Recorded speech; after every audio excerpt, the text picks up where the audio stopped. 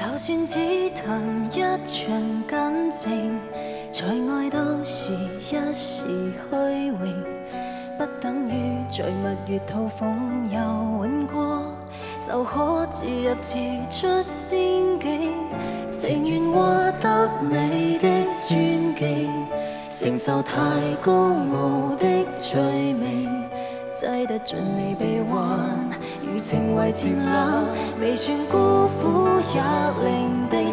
明知愛這種男孩子，也許只能如此，但我會成為你最牽掛的一個女子。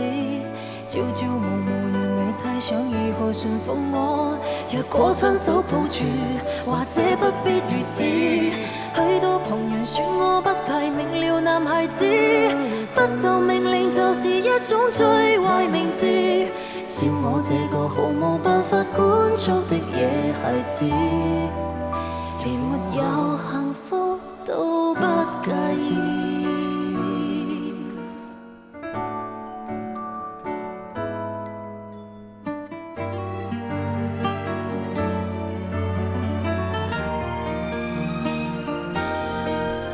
若我依然堅持忠誠，難道你又適合安定？真可惜，說要問我的還未問，自己就自夢中甦醒。離場是否有點失敬，還是更轟烈的劇情？必須有這結果，才能懷念我。讓我於荒野辭職，誰知我這種男孩子也真可憐如此。為了這無聊早已傷了這心愛女子，儘管現在後悔不知如何想罰過，下次跟她見面，學懂不應自私。她雖無言卻會親切笑笑如孩子。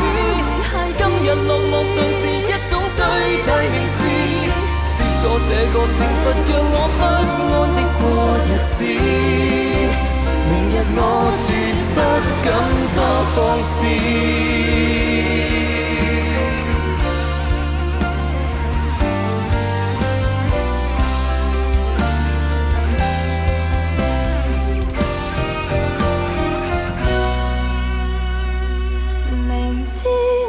這種男孩子也許只能如此，但我會成為你最牽掛的一個女子。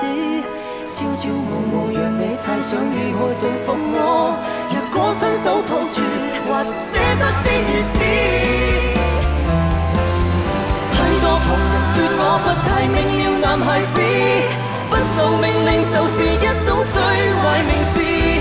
我也笑我原來是個天生的野孩子，連沒有幸福都不介意。